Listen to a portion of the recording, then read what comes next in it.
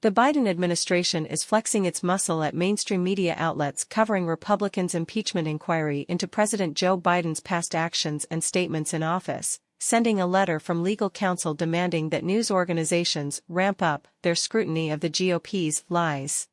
Ian Sams, a special assistant to the president and senior advisor to the White House counsel's office, has penned a letter to be sent to the New York Times, Associated Press, CNN, and other outlets one day after House Speaker Kevin McCarthy announced the opening of an impeachment inquiry. In his remarks Tuesday, McCarthy, Republican California, cited evidence that Biden as vice president allegedly curried favors for overseas business partners of his son Hunter, who continues to negotiate with federal prosecutors over the terms of a plea deal related to tax fraud from his business activities. President Biden has angrily denied knowledge or participation despite whistleblowers like Devon Archer, Hunter's longtime business partner, coming forward to claim that Biden went to great lengths to appease businessmen who lavished his son with millions of dollars in lucrative contracts. In his letter, Sams wrote, "It's time for the media to ramp up its scrutiny of House Republicans for opening an impeachment inquiry based on lies," adding that the impeachment inquiry should set off alarm bells for news organizations.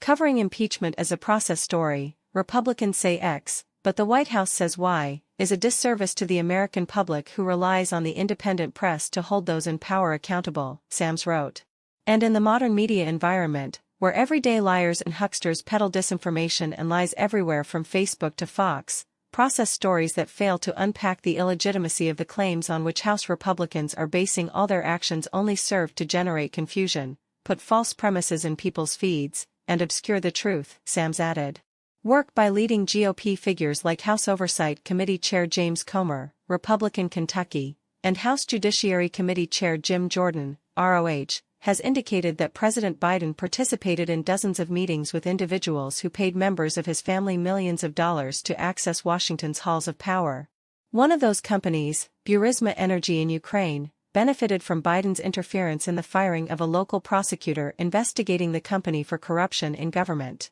The prosecutor, Victor Shokin, has since come forward to claim that then-Vice President Biden was behind the plot. Other credible evidence includes correspondence between Hunter and officials with the Biden office of the vice presidency around how to coordinate statements to the media in the wake of news that federal officials were investigating Hunter for criminal business practices. Representative Comer has demanded that the National Archives turn over all documents related to multiple burner accounts used by President Biden to conduct the exchanges.